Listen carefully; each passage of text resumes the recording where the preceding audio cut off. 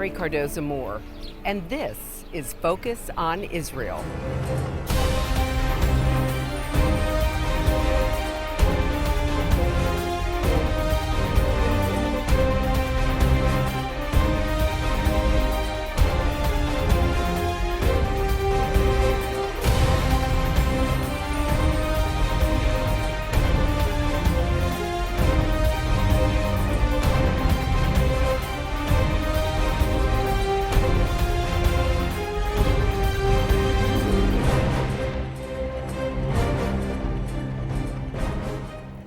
Hello, and thank you for joining me today on Focus on Israel.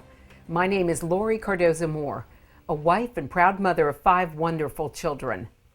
Like most Americans, I began to ask a lot of questions about what happened to our country following 9/11. As I read and talked to experts, the issues of radical Islam and the attacks on America and Israel became extremely personal to me. In response, I founded Proclaiming Justice to the Nations, a nonprofit organization dedicated to educating and sharing the message of Christian biblical responsibility to the people and land of Israel against the rise of a new anti-Semitism. In this series, Focus on Israel, I wanted to share with you what I've learned through my research and meetings with experts in their respective fields. The mission of this series and PJTN is to educate and equip you so that you can share this information with your family and friends. We'll present information you'll not see in the mainstream media. With your financial support, we can reach Christians around the world with our message to stand against the growing threat of anti-Semitism and anti-Israel propaganda. After studying the scriptures, I realized that God had not forsaken his covenant with his people, Israel. Unfortunately, there is a growing trend in Christianity to spread an age-old false doctrine and tradition called replacement theology. This heretical doctrine suggests that because the Jews denied Christ, the covenant promises given to Abraham, Isaac, Jacob, and their descendants now belong to the church. That is why, during the Holocaust, many Christians turned a blind eye to the Nazi death camps. Many felt justified in their passive and active involvement because they believed the Jews were the Christ killers. For this reason, we must learn and spread the truth. It is so very important that at this critical time in history, we must turn our focus on Israel. Now, if you've missed any of our past programs, you still have a chance to review our most recent ones on the PJTN website. I also highly recommend that you purchase the DVDs of our past programs, as most are no longer in the online archive. Every lesson covers a specific topic, and each contains a wealth of information. Plus, each features interviews with numerous experts, including theologians, rabbis, pastors, political leaders, historians, and prominent archaeologists, many of them from Israel. Each program makes a great group study source to share with your family, friends, home group, or church. So please consider how you can make a difference and spread the word. Today we're going to be looking into the moral equivalence that the state of Israel endures through the press and other media. On our last show, Michael Medved delved into the many lies and distortions in the Hollywood film Munich. Michael is a radio host, an author, political commentator, and film critic. He is a Yale Law School graduate, and his popular radio show, The Michael Medved Show, airs throughout the U.S. on Salem Radio. They have Golda Meir saying, and you've all heard this, sometimes it becomes necessary for any civilization to negotiate compromises with its own values. You've heard that? Everybody's heard that? She never said that.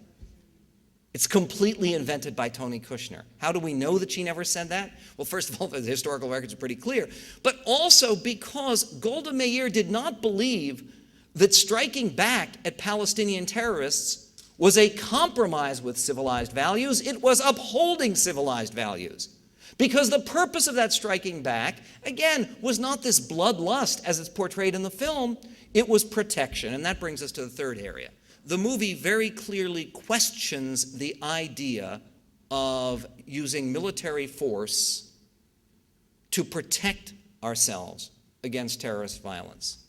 The whole idea of a response to a response didn't solve anything. This line about the cycle of violence is, again, a moral equivalency line, and it totally ignores some of the facts on the ground. John Adams, one of my favorite American role models, in his defense in the Boston Massacre trial, said something. People think Reagan said this. Reagan was quoting John Adams. John Adams said, "Facts are stubborn things." And let me give you one fact that is a very stubborn thing and very relevant here. In 2002, there were 452 Israelis who died in Palestinian terror attacks in 1 year. That was the height of the so-called Intifada. Prime Minister Sharon ordered a response to the Intifada. The response was aggressive. Israel targeted the leaders of Hamas and Sheikh Ahmed Yassin and Dr. Abdelaziz al-Rentizi had the opportunity to meet Allah.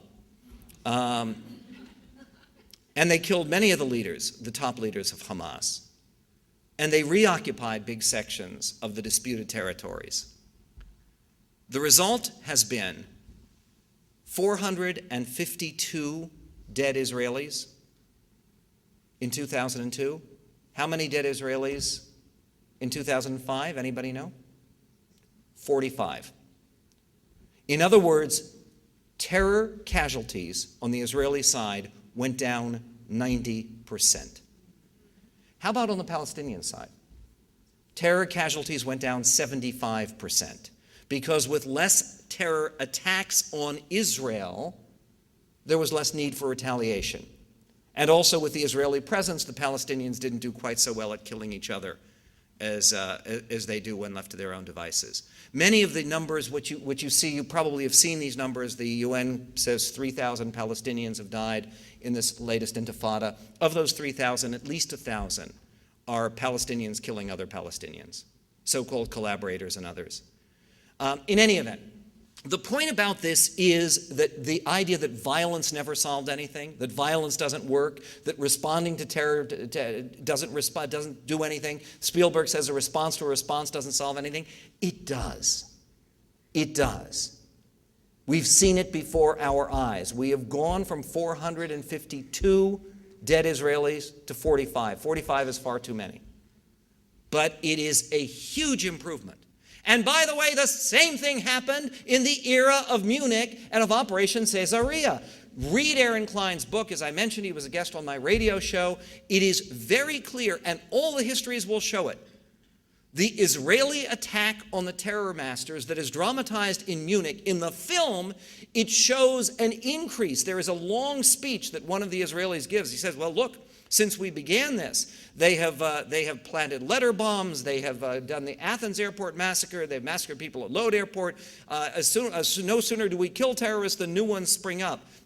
First of all, the letter bombs occurred in the first 2 weeks after Munich, before there was any Israeli response. And what is very clear, and all the histories show it, is European-based Palestinian terrorism. Because of Operation Caesarea, because of what these people did, that terrorism virtually ceased to exist. This month marks the 70th anniversary of the historic Declaration of the State of Israel. God's sovereign hand can be seen all over this land. Included in the celebrations is the opening of the American Embassy right here in Jerusalem. In honor of this celebration, PJTN is offering a special 70th anniversary package, which includes a captivating new book and an award-winning DVD. Israel Rising is a unique visual story of Israel's miraculous journey from unforgiving desert to thriving nation. Thousands of years ago, the prophet Ezekiel foretold a future time in which the arid land of Israel would come alive for its people. Now this breathtaking book documents the fulfillment of this vision, as rarely seen photographs from the 1880s to the 1940s are juxtaposed with recent photos of the same locations. This book will inspire and captivate you as it illuminates Israel's foretold awakening in a new and unforgettable way. In addition, you'll receive the award-winning documentary, Israel Indivisible: The Case for the Ancient Homeland. This inspiring film examines the many political twists and turns that make Israel the world's most controversial nation. From Abraham and the Promise to the issues facing the Jewish state today, the film examines the historical, archaeological, legal, and biblical foundations for the modern state of Israel. This is a limited time offer for these two remarkable resources for just a one-time gift of $70 today. Your generous donation will help ensure that PJTN stays on the front lines and in the headlines of all the important issues facing Israel and our Jewish brethren. So please go to pjtn.org today. From studying history, it's very clear that what starts with the Jews never ends only with the Jews. We must strongly stand against any anti-Semitic trends, for if not stopped, they'll cause harm to all of us, and we'll witness the downfall of our Judeo-Christian Western culture. Today, many people say there's no longer a need for a Jewish state, that Jews around the world no longer need a place of refuge. But anyone who has heard recent statistics about the worldwide rise in anti-Semitism would never make such a claim. The reality is that neo-Nazi groups and Nazi sympathizers are increasing around the world. Surveys show that over 1 billion people in the world harbor anti-Semitic attitudes.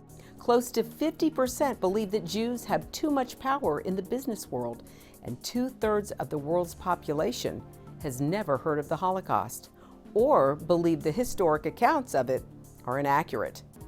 Don't let yourself be manipulated by evil people with a wicked agenda. When the self-serving villains are in control, good people from all religions suffer.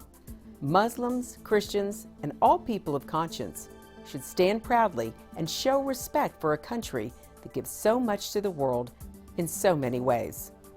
Do your part, do your research, and do what you can to make a difference. Because what happens in Israel does affect us all. This is not just a Jewish or just an Israeli problem. This is a problem for all humanity, for each and every one of us who believe in freedom and human rights.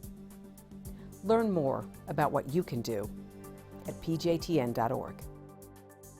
Now, all of these 3 points, the idea of number 1, moral equivalence, number 2, some kind of original sin, blood, guilt, and number 3, some kind of questioning of the efficacy of violence, this relates not only to Israel, it relates to the United States. And let me explain to you why. Because this is perhaps the most important message of all to take away tonight. The same arguments that the international left uses against Israel, they now use against the United States. The idea of moral equivalence, you hear constantly America is a terrorist nation. The comparison of civilians who have died in Iraq, nearly all of the civilians who have died in Iraq, of course, at the hands of insurgents and terrorists, comparing the Iraqi civilian casualties to the casualties of 9/11, comparing the brave Americans who are fighting for us and defending this country and defending decency every single day. I had the privilege of riding next to, on my flight out here, which was Thursday night so I could arrive yesterday morning, I was riding next to a first lieutenant who had just come back from Iraq. And the idea that these people are in some way the moral equivalent of the terrorists who slaughtered 3,000 innocents in this country on September 11, 2001, it's an obscenity. But it's an old line of moral equivalence argument for the left. It's one of the reasons I cannot believe the Jews, who sometimes can be smart people, sometimes, I cannot believe that any Jews give any credence at all to the left and to its arguments. You saw it during the old days of the Soviet Union, when people would talk about the murders of communism. There's a new book which President Bush is said to be reading, a book by Zhong Chang about Mao Zedong. It says that no, we underestimated the number of dead people left behind by Mao Zedong and the Chinese communists. It wasn't 35 million, it was 70 million. Now, if that's true, then you put that together with Communism's Black Book, a bestseller in France, which calculates all the numbers of people killed by international communism. It would mean 135 million people, civilians, killed by communist tyrants between 1917 and the year 2000. Now, yet people would say that, well, when you were talking during the Cold War, well, the United States and the Soviet Union, they're two superpowers, they both have their flaws. The Soviet Union has the gulags and the Ukrainian hunger famines, and the United States had Vietnam. As if there was some kind of comparison. And by the way, you see the same idiocy of moral equivalence used in domestic arguments when people will say that the United States is guilty of mass murder because we execute murderers. The idea that executing a murderer after a trial is the same morally as killing an innocent person at random. This is moral illiteracy of the worst kind, of a particularly insipid kind. And by the way, 9 days ago, Tony Kushner participated in New York City in a memorial for the Rosenbergs, saying that Ethel Rosenberg, who helped to pass, and it is now clear beyond any shadow of a doubt, helped to pass atomic spy secrets to Stalin, who was still alive at the time, that Ethel Rosenberg was murdered because she was executed for treason and for espionage at Sing Sing. Again, moral equivalency, it is a damaging, pernicious, evil argument, particularly when applied to the United States, just as it's applied to Israel in this movie. And then there is the idea of guilt or original sin. In the movie Munich, the original sin seems to be the creation of the State of Israel. Israel was created, the Palestinian land was taken, therefore everything else is justified, and Israel is guilty, guilty, guilty. This is used against the United States constantly. One of the things that drives me absolutely crazy, drives me berserk, is when you are talking to leftists, and you will talk about, I had this last week. I had on son Sarah Taylor, who is the leader of this big demonstration they're planning on Tuesday, and she has 3 members of Congress and 7 Oscar winners and all sorts of people who are going to be speaking at her demonstration. And so I asked her very directly, do you regret that Saddam Hussein has been removed from power? And she wouldn't answer the question, of course. She said, well, what I regret is that the United States put Saddam Hussein in power. Now, first of all, this is not true. The United States did not put Saddam Hussein in power. He was a client of the old Soviet Union. His weapons were Russian and French. They were not American. And he was not a client of the United States. In the bad old days of the Cold War, he was always on the side of the Soviet Union. Yes, we preferred him to Iran, but it's so profoundly irrelevant that we preferred him to Iran in the Iran-Iraq War in the 1980s. What exactly is the relevance there? It's like saying that, well, how dare we oppose Stalin? We supported him in World War II. And we sure sent a lot more aid to Stalin than we ever sent to Saddam Hussein. In any event, not only is it irrelevant, but the idea is that there's some kind of original guilt here. That somehow America, because we tilted towards Saddam Hussein in the Iran-Iraq War, therefore you can't answer the question, is it a good thing for the world that this evil dictator is out of power? But see, the same thing is applied when you talk about bin Laden. And you talk about going after Osama bin Laden and the evils of al-Qaeda. Well, we train bin Laden? Well, no, we didn't actually. We did send support for the Mujahideen during the days of the Cold War after the Soviet invasion of Afghanistan. But what is the relevance exactly? Or if you want to talk about the evils of Islamo-fascist terror and the fact that these are people who want to take us all back to the 7th century and want to destroy Western civilization, you'll hear, well, what's so great about Western civilization? Didn't we do genocide against the Native Americans? Didn't we do slavery? By the way, we can talk about all of these charges if you want in the question period. But the stupidity, the idea that somehow America is guilty, that somehow your own country, look, every nation on earth is guilty of some wrongdoing. There isn't a pure nation on earth. Israel is guilty, America is guilty, but Israel and America are vastly, vastly less guilty than virtually any other nation that has ever existed in the history of the planet. And you see, this moral illiteracy that suggests that a lack of perfection means that you can't tell the difference between good and evil. Good does not mean purely good. This is one thing the Jewish tradition is very clear of. It's actually very, very true in Christian tradition as well. We are all fallen in Christian tradition. In Jewish tradition, there is no man who does only good and has not done evil. So says a psalmist. And that's why part of what you're commanded to do is sur me ravi ase tov. You're commanded to turn away from evil and pursue good. But that's a recognition that we're all imperfect and we shouldn't be paralyzed because we're imperfect. The idea of 100% purity, it doesn't exist among human beings. So all of these issues that are used to indict Israel in the film Munich, the flaws in the film, the lies in the film are also very common lies used against the United States. So what is to be done? What is to be done is to try to answer some of those lies with truth.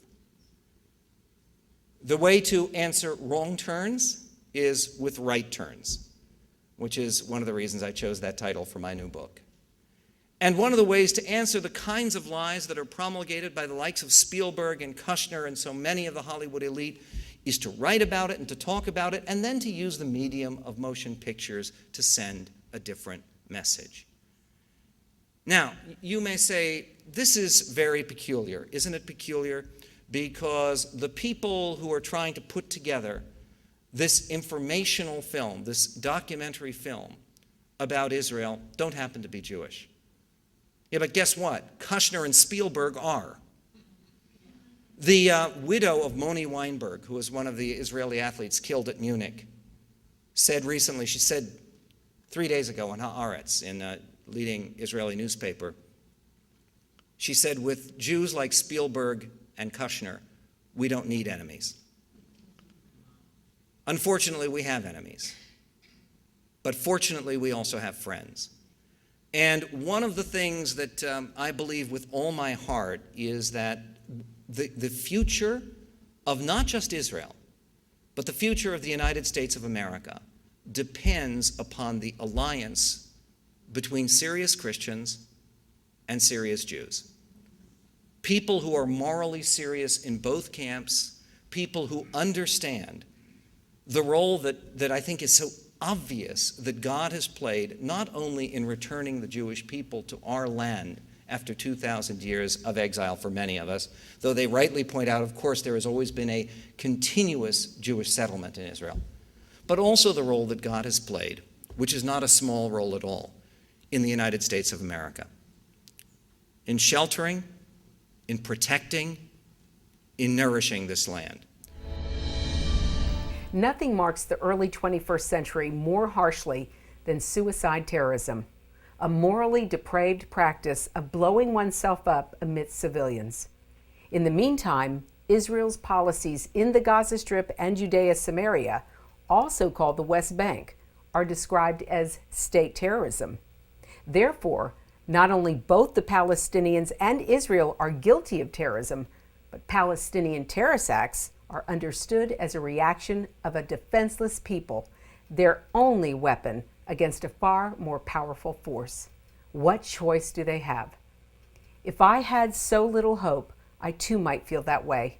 The moral equivalence seems ludicrous, yet it's the very attitude that much of the world's media takes today. The press seems incapable of making the distinction between victims and perpetrators, and thus ends up blaming the victim. When we see the President of the United States engaged in such, then the danger to the Israeli people increases exponentially. In a recent UN General Assembly speech, Obama's message was laced with moral equivalence between Israel and the so-called Palestinians. His overarching theme was that peace in the Middle East is so hard to achieve. He asserted that there will be no peace unless each side learns to stand in each other's shoes, and they sit down together to listen to each other and to know each other's hopes and fears. In that sense, Obama is right about how hard it is to achieve peace. As Human Rights John Hayward wrote on Twitter, peace is hard, but dancing and handing out candy after 9/11 is simple. Why would Palestinians want to take Obama's advice and walk in Israeli shoes? After all, they might get blown up by a suicide bomb or rocket attack. Yet in Obama's perverted sense of morality, he believes that each side has legitimate aspirations. Yes, one side wants to build homes, one side wants to build bombs. That is the moral equivalence in a nutshell. Well, that's our show for today. And I want you to know we appreciate hearing from you. Please send your comments and questions to comments@pjtn.org. The time for us to stand up is now. Be a leader in your community and in your church. One person can make a difference. Get involved with and support pro-Israel organizations such as PJTN. Call your elected officials. Let your leaders hear from you. Visit our website to learn more. Sign up to receive free newsletters, action alerts, daily blogs, and order our films to share with family and friends. I want to thank you for watching our program today, and be sure to join us next week. Please encourage your family and friends to tune in and check the PJTN website for scheduled showings of Focus on Israel. God bless you, and thank you for all you do on behalf of our Jewish brethren and all Israel. We'll see you next time on Focus on Israel. To support this program, send your tax-deductible gift to Proclaiming Justice to the Nations, P.O. Box 682711, Franklin, Tennessee 37068. You can also support PJTN online. Visit pjtn.org or call 1-877-873-9020. Anti-Semitism has reached epic proportions, and Israel is now surrounded by nations who seek its destruction. For Israel to lose just one battle would mean losing everything. As Christians, it is our biblical responsibility to stand with our Jewish brethren and Israel. PJTN needs your help to reach more Christians with this urgent message. Please visit our website to become a member today and order our award-winning documentaries. You must decide that you won't be silent. Sign up now at pjtn.org. God bless you, and thank you for your support and prayers. Focus on Israel is now available on DVD. Each program DVD contains a wealth of bonus materials, including the premier program that started it all, Focus on Israel, program number 1. Also, bonus interview cuts with experts in their respective fields. Informational videos from PJTN documentaries, including Israel Indivisible, the Case for the Ancient Homeland. Lest We Forget, 9/11 and the Rise of Islam. The Forgotten People, Christianity and the Holocaust. Disinformation, the secret strategy to destroy the West. Plus the award-winning music video, The Forgotten People. Focus on Israel program DVDs, great educational tools to combat anti-Semitism. Arm yourself and order today.